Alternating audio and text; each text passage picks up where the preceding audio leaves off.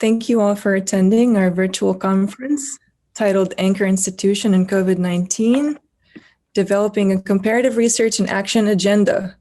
We are pleased to see so many of you join us, and we kindly ask that you keep your videos closed and audios muted. I'd like to inform you that this will be recorded, so thank you in advance for being here.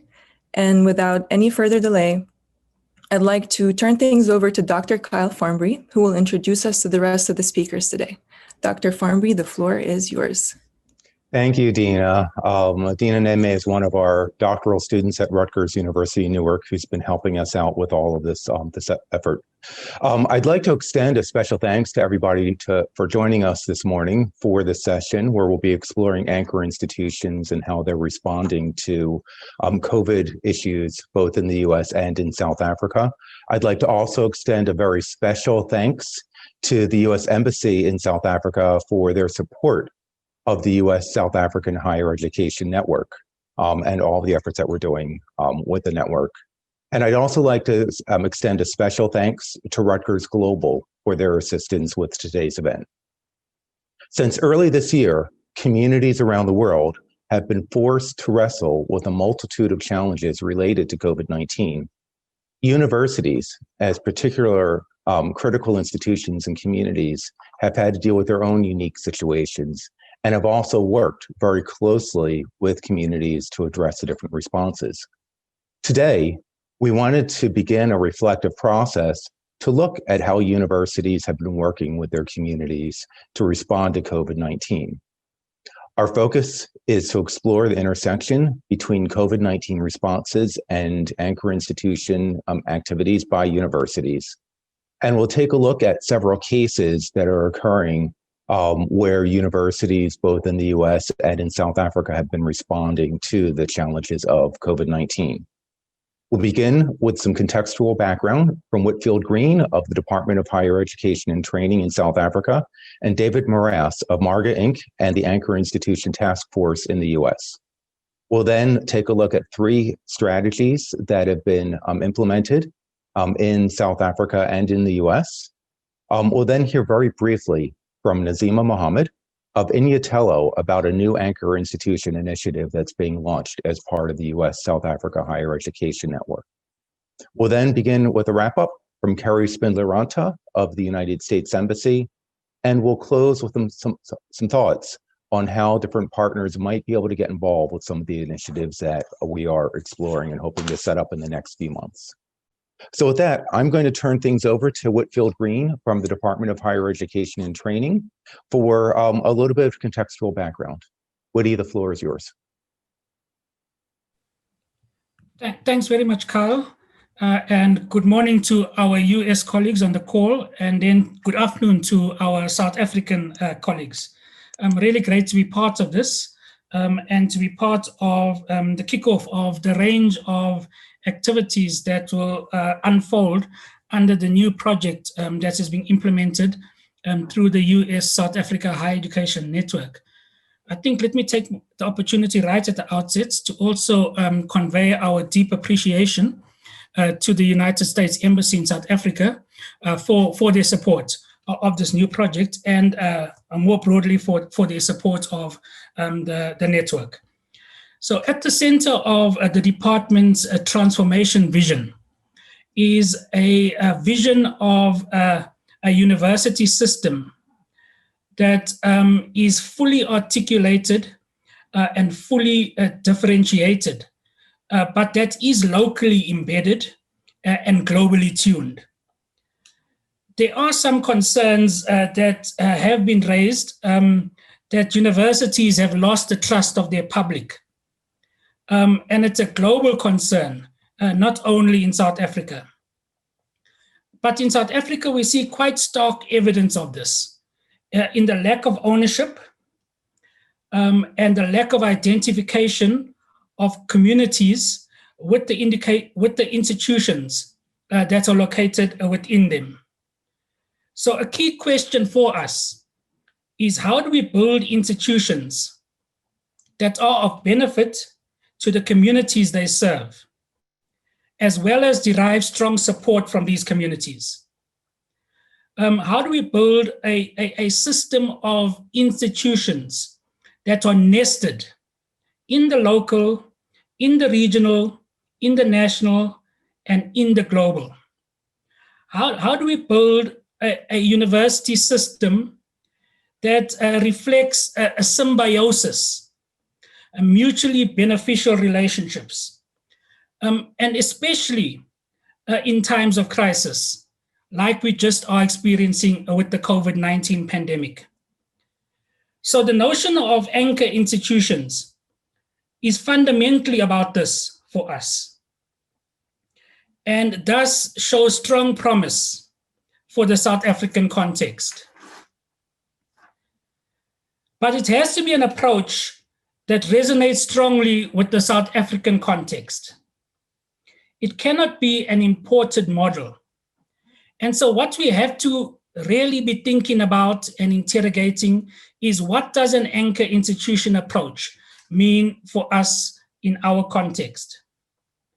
The policy context in South Africa is currently very receptive to the establishment of anchor institutions, especially as the district development model, a vision piloted by the president, gains traction, and expectations around institutional involvement in and contribution to district development come to the fore.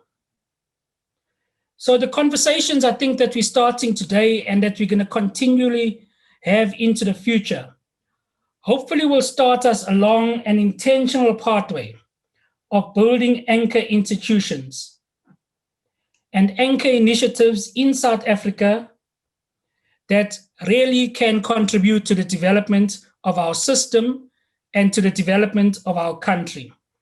And the DHET, the Department of Higher Education and Training, looks forward to continued engagement and contribution to this process. Thank you.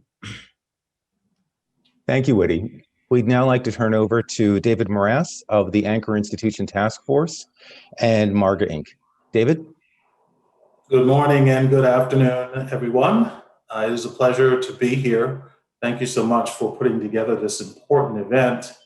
Just want to take a moment to say a little bit about the Anchor Institutions Task Force and our sense of this notion of anchor institutions and what it means for institutions of higher education. The Anchor Institutions Task Force has been around since 2009. It was created as a group of roughly 16 people who gathered together to write a report to the US government's Department of Housing and Urban Development on the role that anchor institutions can play in community and economic development. Now the Anchor Institutions Task Force has nearly 1,000 members and really does serve as a values-based, action-oriented learning community, which promotes the role of anchor institutions in mutually transformative democratic partnerships in their communities. And I say values-based for a reason, is that we think about a particular type of engagement for anchor institutions in community that is guided by social justice and equity, a commitment to place, a commitment to collaboration, and a commitment to democracy. And just so you get a sense of how we define anchor institutions, we refer to anchor institutions as enduring organizations that remain in their geographic settings and play a vital role in their local communities and economies. Now, institutions of higher education play an important role amidst an ecosystem of anchor institutions, which you will find in any community. Those institutions look different ways, they represent different institutions, different industries, but institutions of higher education in many ways stand out among anchor institutions, partly because of the breadth of resources that they bring to the table. We can think about the kind of capital that institutions of higher education bring, from knowledge capital to human capital to social capital to economic to physical, and also just bringing a sense of credibility as well. So there's so much that can be gained by active engagement of universities and colleges in local communities. And COVID-19 has really challenged institutions of higher education on all of these levels in terms of how they are responding in their communities. And so in the Anchor Institutions Task Force, we've been gathering different examples of how anchor institutions have been responding in the COVID-19 pandemic. We have released 2 editions of these examples, which are posted on our site. We will actually release a 3rd edition before the end of the year. And what we're seeing in these examples is just such a wide range of ways in which institutions of higher education have been contributing financial capital, contributing to local funds that support community organizations or local small businesses or students that have been conducting research using their knowledge capital. So research ranging from looking at the impact of the virus on communities, as well as to developing technologies that can help guide and understand the control and the spread of the virus, raising awareness about racial inequities in the impact of the virus. The physical spaces of institutions of higher education have been used to provide testing, to provide support for communities on a variety of levels, including distribution of food, as well as using dormitories for quarantining. There's such a wide range of possibilities, and I won't go too further into that, given the fact that you can look at these examples in the various editions that we've been creating. And the challenge ahead is significant, and that's something we've been thinking about quite a bit in the Anchor Institutions Task Force, because the depth of the impact on communities. I mentioned the racial disparities in the impact of the virus, how many people are dying from the virus, contracting the disease, being hospitalized, but then also the economic impacts, the impacts in areas such as education and housing. So it's extreme to a certain degree. And when we think about the many years of impact that will be in the communities, the demand on institutions of higher education will be even greater.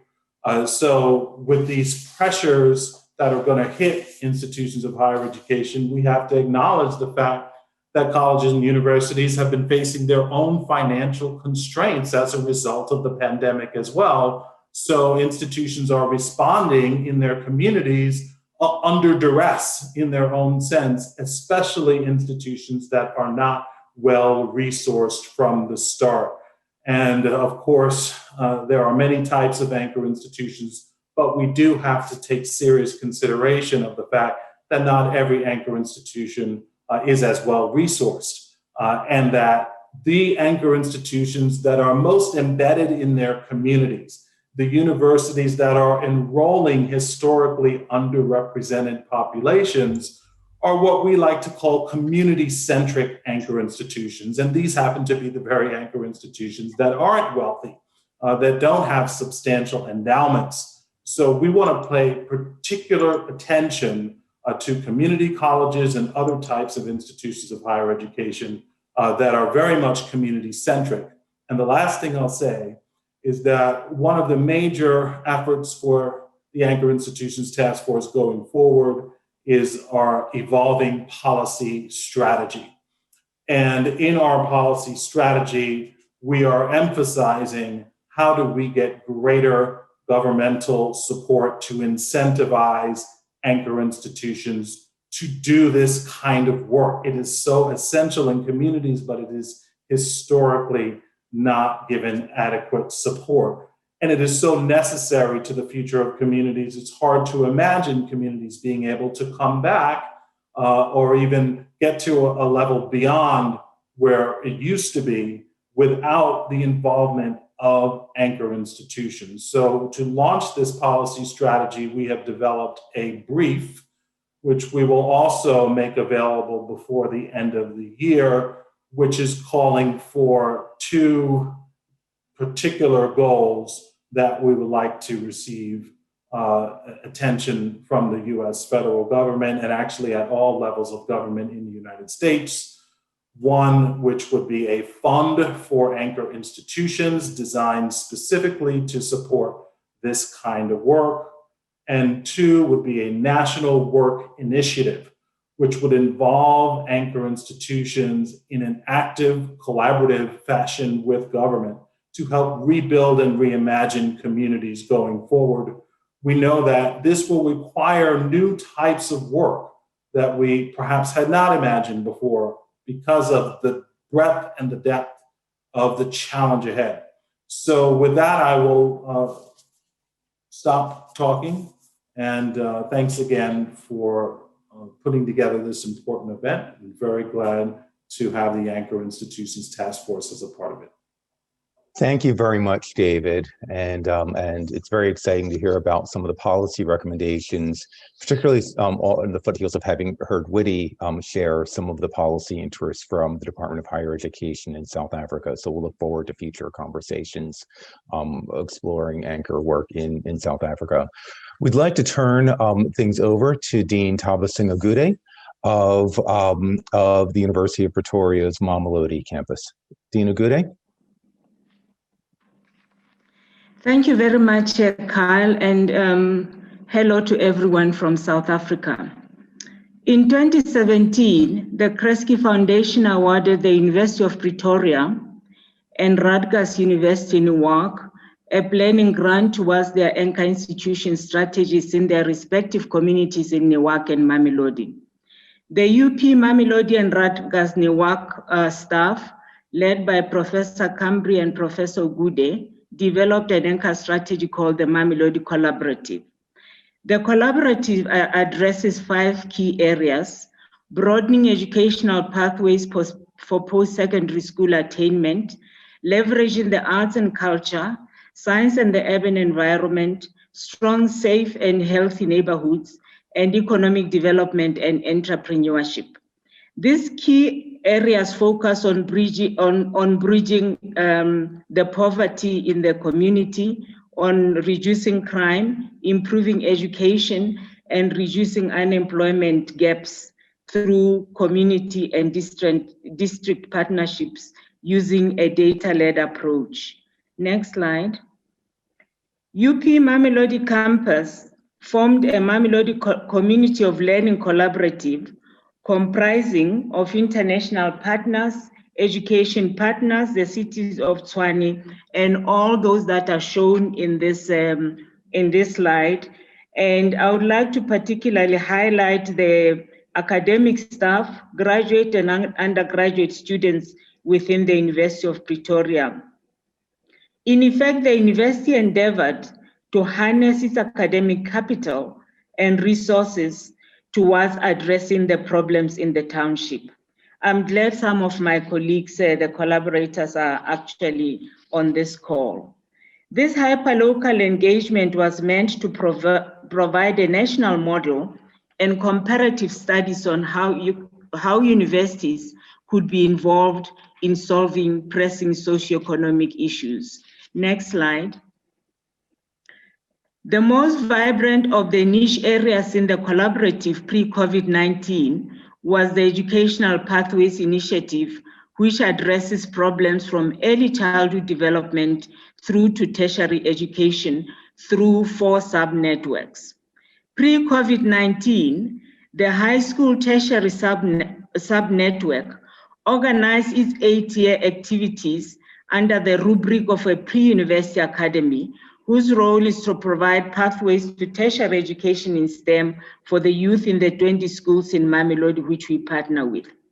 The Pre-University Academy serves approximately 1,000 learners and has 3 pillars, which is tertiary readiness and awareness, professional teacher development, and also engendering scientific literacy. We do have a pre-university Saturday program which seeks to prepare learners from grade 8 to grade 12 for tertiary education. One of the major achievements in this partnership is that the Tshwane South District, which includes the schools we work with, was the best performing school nationally in the matric examination in 2019. And this was due in part to the contribution that we provide in relation to academic enrichment. Next. With the advent of COVID-19, where physical distancing became the key measure to prevent a further spread of the virus, all our activities, which were overwhelmingly premised on physical exchange through face-to-face teaching, were under threat and in effect tested to the limit.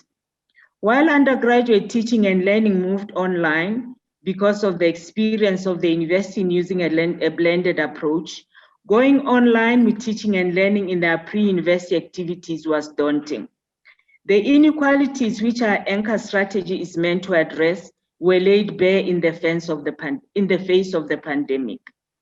Besides the health and economic sector, education was arguably the most affected. Contrary to seeing the challenges of COVID-19 as a threat, we saw it as an opportunity to strive for more inclusivity in our education system. It was clear to us that if we do not develop innovative strategies for learners in Mamelodi, we will unfortunately disadvantage the already disadvantaged in our communities. We are fortunate to be able to implement 100% online teaching and learning strategy and offer continued learning when schools were closed. But this learning modality was not without its challenges, and I list some of them. Lack of devices and technological literacy among the learners, and unreliable things like even basic telephone contact numbers, the lack of basics such as an email address. And although 80% of our learners said that they did have access to a device, in some cases these devices were shared among 5 people, in the family, making it difficult to learn. And also lack of motivation because of their depressed environments and lack of family support. There were, however, some achievements. Next slide. Learners and teachers were introduced to technology, integrated in new ways of engagement in the teaching and learning process. We're able to expose learners to both flipped and virtual enrichment approaches of learning. And this experience taught us that our teaching modality has to include the virtual aspect to meet our goals effectively. Our suggestion is that as we think through the research areas in this partnership, we need a renewed focus on providing educational opportunities for marginalized communities so that they are not left out of the developments that will accompany the fourth industrial revolution. You can put the last slide. We need ways in which higher education and basic education institutions can link to solve the problems of the basic education sector and go beyond preparing students to pass national senior certificate examinations. Finally, though challenging, COVID-19 has given us the opportunity to accelerate our uptake of online teaching. And from 2021, depending on the alert levels of COVID-19, we'll use a hybrid learning approach with a bias towards online learning. And hopefully children in this community will gain confidence in learning on an online environment. This last slide just shows our president there, President Cyril Ramaphosa. He has, pre-COVID-19, he had a group of people who were looking at how to accelerate the fourth industrial uptake with the fourth industrial revolution in our country. But on the left there, it shows just some of the problems that we are also tackling in our country. So my message today is we cannot leave the marginalized behind. And COVID-19 has showed this more than ever before. Thank you very much, Kyle. Thank you very much, Dina Gude. We'd like to now turn things over to Tim Raphael from Rutgers University, Newark, and the Newest Americans to share a little bit about the Voices from the Pandemic Initiative. So Tim, over to you. Thank you, Kyle. Good morning to everyone. Good afternoon. It's a pleasure to see you all, some of whom I have not seen in many years. Others of whom I'm meeting for the first time. So what I thought I would do is start just briefly talking about the Newest Americans project to provide a little bit of context. Newest Americans is a documentary and storytelling project that was formed in 2014, and it's a unique partnership between a hyperdiverse public university, Rutgers Newark, a social documentary production company, and a photo agency consisting of 25 of the leading photojournalists in the world. And what this partnership has enabled us to do is to use the student body at Rutgers Newark for the past 20 years, according to US News and World Report, the most diverse campus in the United States, to really understand what hyperdiversity means in the context of a public university and of a legacy American city like Newark. When the pandemic hit, we were in the midst of several projects, all but one of which had to be put on hold. We are in the New York metropolitan area, which was the first area that was hit most dramatically and most quickly by the pandemic. And we were in quarantine within about 2 weeks after we first sort of became aware that COVID-19 was spreading in the United States. So we've prided ourselves from the beginning on being able to be nimble and able to improvise in the moment.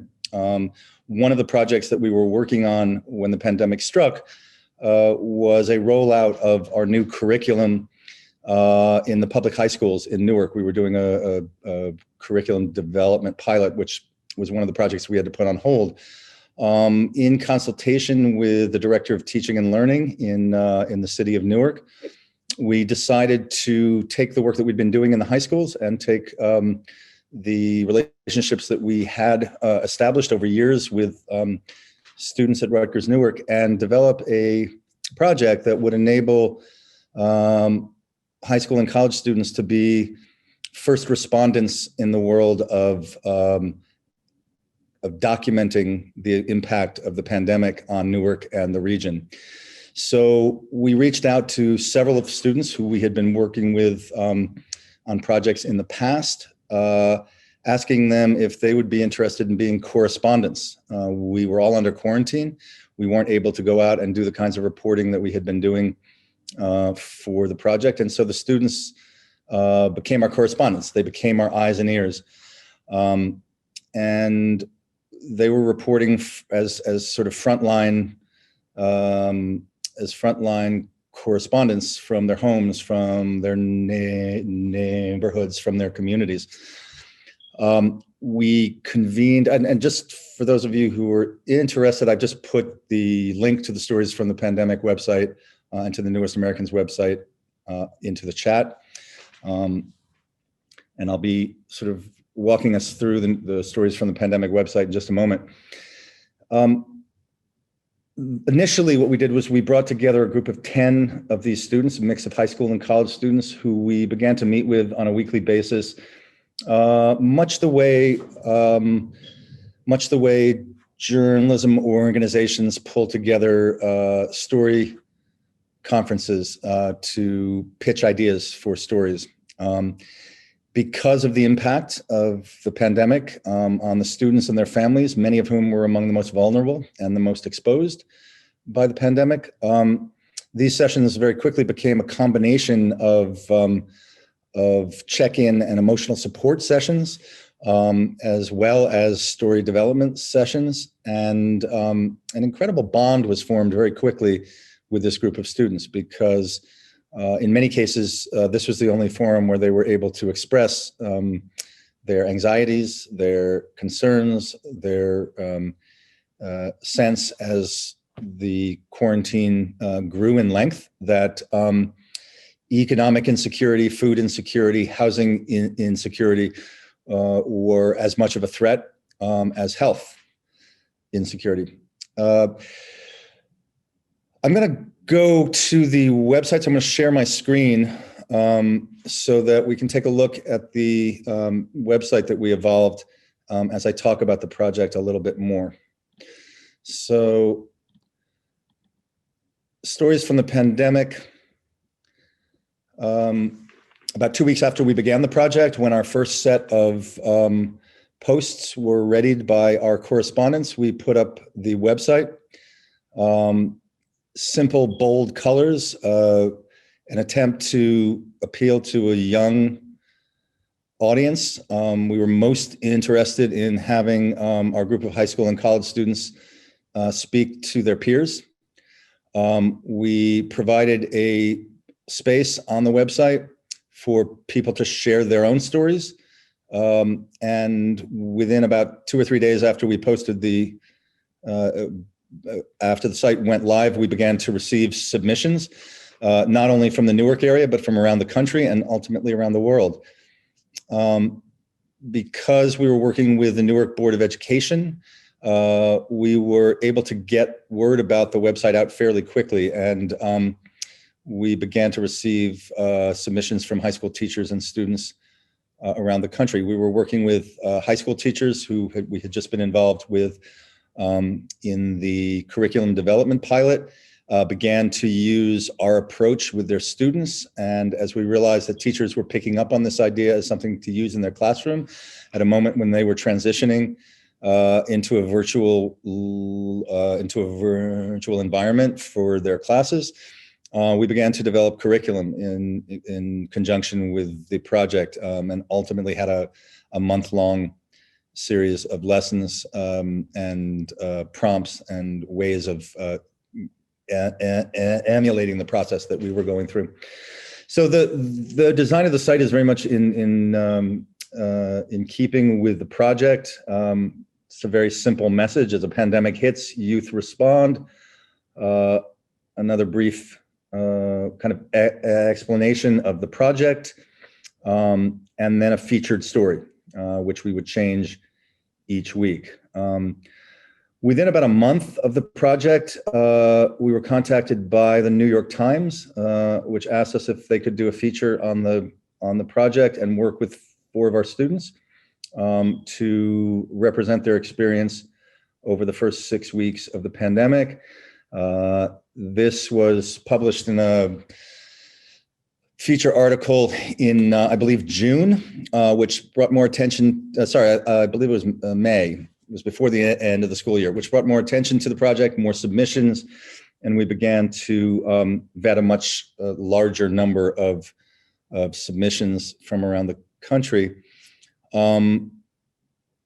After that initial set of correspondents had been working with us for 6 weeks, we the kind of secondary purpose of this project was not only to gauge the social and emotional state of young people as a pandemic started to emerge, but also to try and put some money into the pockets of some of these students. The vast majority of our students work part or full time while they go to school. Their jobs, unless they were first responders, their income was diminished at the same time that many of their family members were also finding that their income was diminished. So we were able to get a grant from the Newark Summer Youth Employment Program to bring 40 high school students in as interns and train them in the same way that we had worked with our initial group of correspondents to report on the pandemic. So that was kind of phase 2 of the project.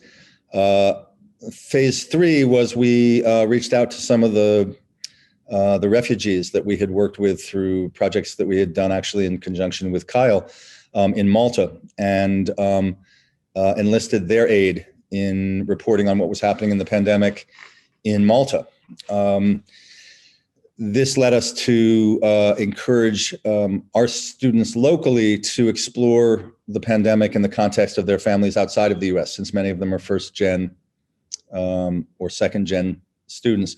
So we began getting reporting on what was going on in Latin America and in other parts of the world. I say all this in part because what it ultimately enabled us to do, and I'm just going to sort of show you the way the site is outlined. So we have, at this point, we have over I can't remember the latest, 140, 150 submissions, and we're continuing to explore, a lot more submissions, about that many posts. We decided from the very beginning that we were going to vet and work with young people on polishing their posts so that this would be a site, unlike several other sites that had emerged that were just sort of posting everything that came their way. We wanted something that was a more ongoing and a more thoughtful process, and something that had a more polished feel, in part because we felt like these student voices could have implications in terms of policy going forward, and in terms of addressing what higher education could do, as well as high school education could do in this moment of pandemic, to develop curriculum that was responsive to what was happening in the lives of these students. So as you can see under the Stories tab, we have posts about everything from finances to politics to health. Our correspondents, our primary correspondents, are listed. Each of them has at least 4 posts, so you can sort of follow one young person through several months of the pandemic. On the Share Your Story space, there's a place, again, where anybody can share their story of the pandemic. We have developed curriculum that is enabling us to teach around the pandemic. I will be teaching 2 classes next semester that will enable me to, oh, it said 1 minute, 3 minutes ago. The last thing I'll say is, if you're interested in the curriculum that we've developed, please feel free to get in touch. We're sharing it with whoever is interested, and those 2 links will give you a little bit more background on the project and on what we've done with it. And with that, I'll say thank you. Thank you very much, Tim. Very, very interesting, and I'll look forward to reading a lot of the stories that you've been able to collect through Stories of the Pandemic. I'd like to now turn over to Lorene Platsky, who is the Director of Strategic Partnerships and Institutional Planning for the University of the Western Cape. Lorene? Thank you very much, Carl, and good morning to you all that side of the Atlantic, and to my colleagues this side, good afternoon. Carl, thank you for this opportunity. It's, I guess, because of David Moras's webinar that we had a few weeks ago, where I was asked to talk a little bit about what we had been doing at the University of the Western Cape in relation to COVID. Is somebody going to put my slides up, please? Yep, they should be up now. Great, thank you very much. If you could put that on show. And you see them? Okay. Yeah, thank you. And if you could move to the first one. I know time is limited. Thank you. So I think it's very obvious to all of us, but it's probably the thing that I am starting with that my colleague from the University of Pretoria ended with just a few moments ago. And that is this issue of that COVID-19 has starkly revealed what we already know, that the world is a very unequal place. The last years have exacerbated inequalities, and with COVID-19, we are now all urgently and practically challenged with addressing blatant inequity in our higher education system, in the places and the spaces of our higher education system. Next slide, please. So just a very brief overview of where we are at the moment. For that last presentation, I got the figures out for the 4th of October. And since then, we now I've got figures here just quoting you for the 5th of December to see how things have, well, gone over the past couple of months. We've had we're now over 800,000 cases. We have a population of around 60 million in South Africa. And I just want to try and get rid of my screen so that I can, there we go.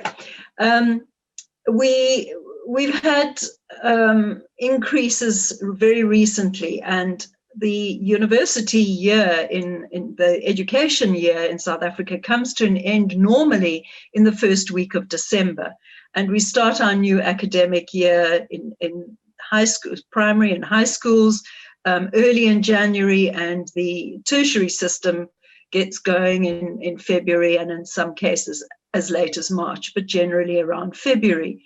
So what we've had now is a series of very unfortunate, may I call them celebrations, for some of the students who have ended their school year with their matriculation and have gone into a celebratory mood. These events are generally accompanied by alcohol, and they are known as super spreaders. So we have had over the last few weeks an increase, not only in numbers of infections, but also an increase in numbers of deaths. And we've moved from 27th highest in the absolute number of COVID-related deaths in the world, up the list to number 15. The next slide, please. So I've included this slide here because I think it was quite remarkable that we were dealing with such a wide range of challenges, obviously not only in South Africa, but we did have a national lockdown, which was pronounced at level 5 by the president. We're now down to a lockdown level 1, which means that a lot more of the economy is open. But the controversy earlier in the year, sort of around mid-year, was really around schools and by school I mean primary and high school issues of really not just the weighing up between what's good for the economy and what's good for health, which has been the more recent debate and was the debate right in the beginning, but what is good for children who weren't actually really being the main victims of COVID-19, but were very, very vulnerable if they weren't in school. And actually, in the school situation, weighing up in particularly poor schools, what is the advantage of being together in close proximity to each other, compared with not being under supervision of parents, of not being under supervision of a responsible adult. And also in our schools, we have extensive feeding schemes, so that frankly, with parents being unemployed and really the victims in the poor families of this country not having enough food for their children at home, compared with being in school and being having access to food. Right, so I see the slides have moved on to help me move my presentation along. Very good. In the universities, what has been the greatest support, and I really don't want to speak on behalf of our Department of Higher Education, Witty, it's good to have you here to answer those questions. So I'm really just focusing a little bit on what has happened at the University of the Western Cape. Now, data and devices were the absolute demand and the absolute necessity for our students who needed to go online. Our staff, our academic staff, moved very quickly and remarkably with such commitment, and everybody is now exhausted by the end of the year, but they designed their lectures, they put them online. Students were sent devices and data to the most remote and rural parts of this country. It was a huge undertaking, and it was done, I think, remarkably well under really difficult circumstances. Our theme, our hashtag was across the country, no student should be left behind. And this really is the time that we are now seeing about 95% of our students have now gone through assessments, it being the end of the academic year, as I explained. But we have at UWC a catch-up period that has been identified for January and February, so that if anybody did not manage to write their exams online, to have proper assessments, that is the catch-up period, and the academic staff will be available for assistance there. The new academic year starts on the 8th of March next year.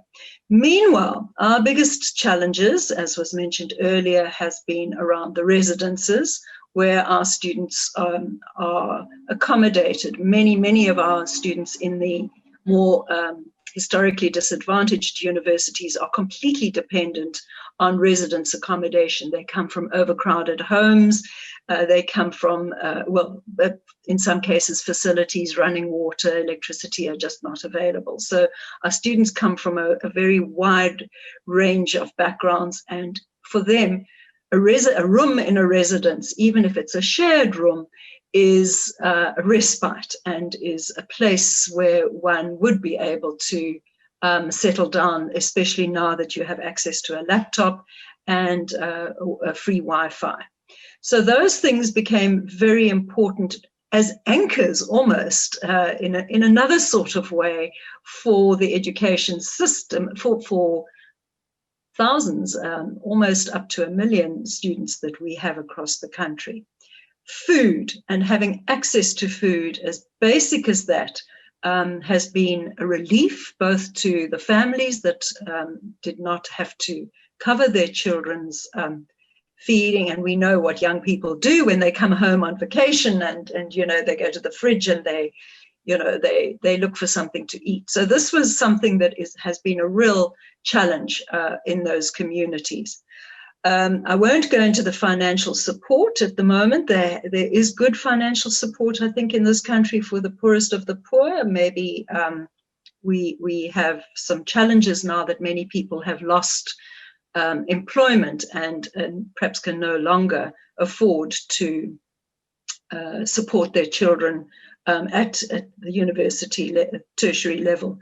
Academic tutoring and mentoring. We did a survey recently amongst our students, and they have been really, I think, grateful. It's not the word they would have used, but really have been assisted by the academic staff. And this whole Zoom online learning thing, which was viewed as something that we were going to do in the future, has brought home the importance of having face-to-face engagement with students and being able to support them in the mental health support area as well. This has been, with having counseling and access almost 24/7 to such support has been extremely important. The protocols I won't go into, because these were all things that were taken extremely seriously by the university. But I must add that I think you in the States probably have less of a problem with alcohol and youth, because you have, in South Africa, the official drinking age starts at 18. And that for me is a big area where we learned a lot. During the COVID-19 lockdown, at some point for about 8 weeks, alcohol was not available for sale anywhere except on the black market. And that certainly helped not to have the trauma, and it helped the mental health situation. The last one, I think, is the next slide, is my last slide. And that is to say, maybe in summary, that a university like ours is very much of the community and in the community. It is by no stretch of the imagination could it ever be called an ivory tower. And I think that we have seen that in this pandemic, being there for the students has also been about their families and their communities and their connections. and building that trust and that communication. Not always easy and very difficult, particularly with network problems and device problems. But this, according to the survey that I've seen the results of, has been highly appreciated across the families and the broader communities of those students, which should be a good base for continuing our work as an anchor institution. Thank you very much for this opportunity. Thank you very much, Lorraine. And we're going to move over to Nazima Mohammed from Inyatelo. Nazima? Hi, good morning and good afternoon to everyone, and thanks for such an interesting conversation, Kyle, and to all the presenters.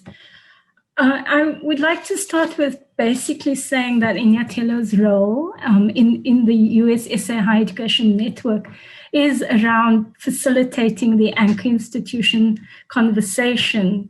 And I thought I'd provide some briefing around how we've gone about doing that. But before I start, I think it's important to say that, post 1994 and with the first white paper in a transformed, democratic South Africa, there was an emphasis on what we call community engagement and being socially responsive as universities, kind of shifting the ivory tower notion of universities.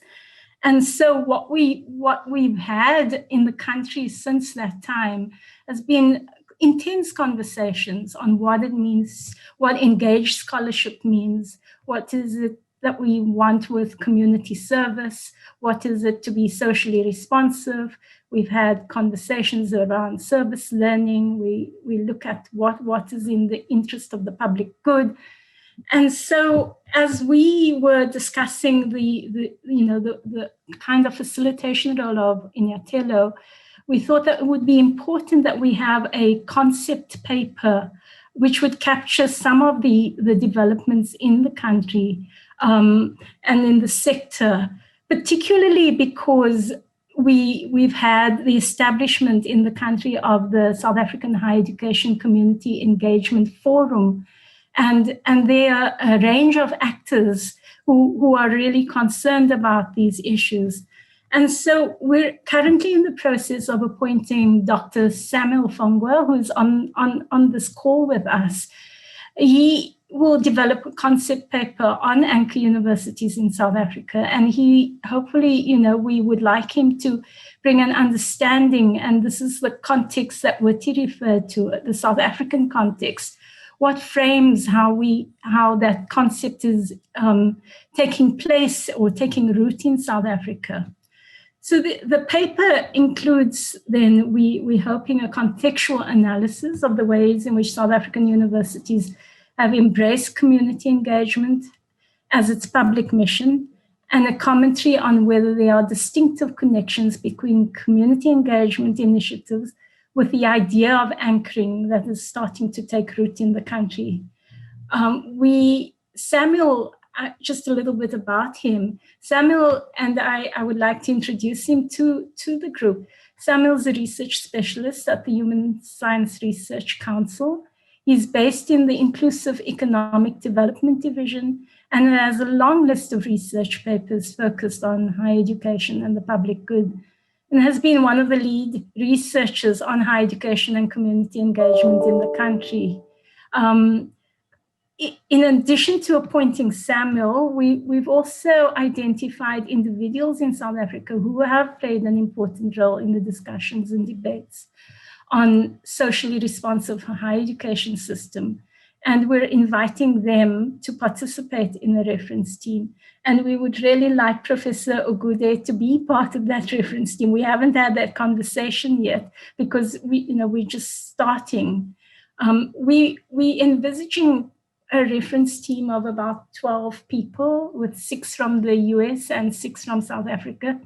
We've been fortunate that Professor Rodney Appa from the University of Missouri has been really interested in the work and so reached out to us, and we've had a good conversation with him, and I've invited him to be part of the reference team. Kyle and I have also been speaking about meeting with David Morose from the Anchor Institution Task Force to find, to get advice on his views on who in the US could be part of our team. So we envisage hosting exchange programs over the next 2 years on the topic of what it means to be an anchor and what's been successful. And we also, as part of this arrangement, have committed to attending the Anchor Institution Task Force Conference in 2021.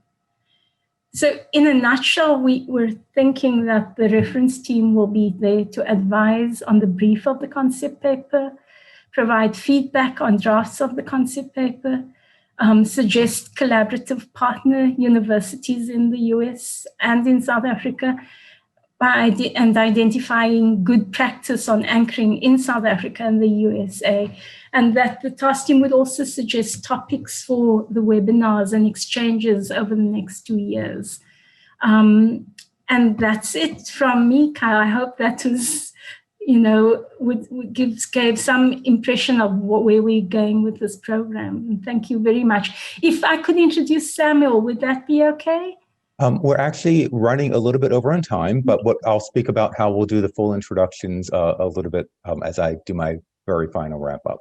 Fine. Thank you, Kyle. Thank you very much, Nazima. And I'd like to turn things over to Carrie Spindler-Ranta from the United States Embassy. Carrie? Hello, good afternoon and good morning, everyone. It's so nice to see everyone today, and what a fascinating discussion.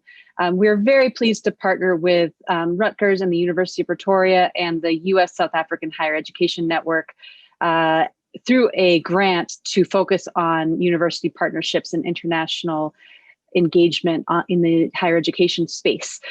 We find that university partnerships are one of the best and most sustainable ways that we can advance people-to-people relations, and that's the work that we do in the Cultural Affairs section at the U.S. Embassy.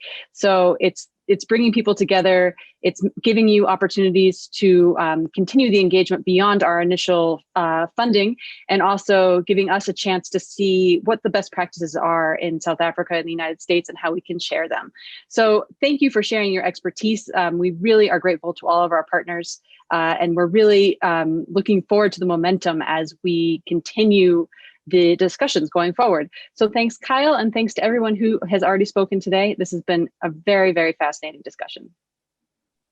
Thank you, Carrie. And I'm wondering if all of the speakers might be able to turn on their cameras as we just do our quick wrap up. And for all of our participants today, thank you very much for joining. Nazima gave a snapshot of some of the things that will be happening following the task team, the report that will be generated. And we're excited to reach out to everybody who participated today. I think we had nearly 150 people who registered for today's discussion. So everyone who registered should look to receive something from us in the next few days as a quick snapshot of our discussion, and then also some indication on some next steps. So we look forward to working with everybody. And again, thank you to all of our presenters, to the U.S. Embassy, to Rutgers Global, and have a great rest of the evening or day, depending on where you are. So thank you everyone for joining us.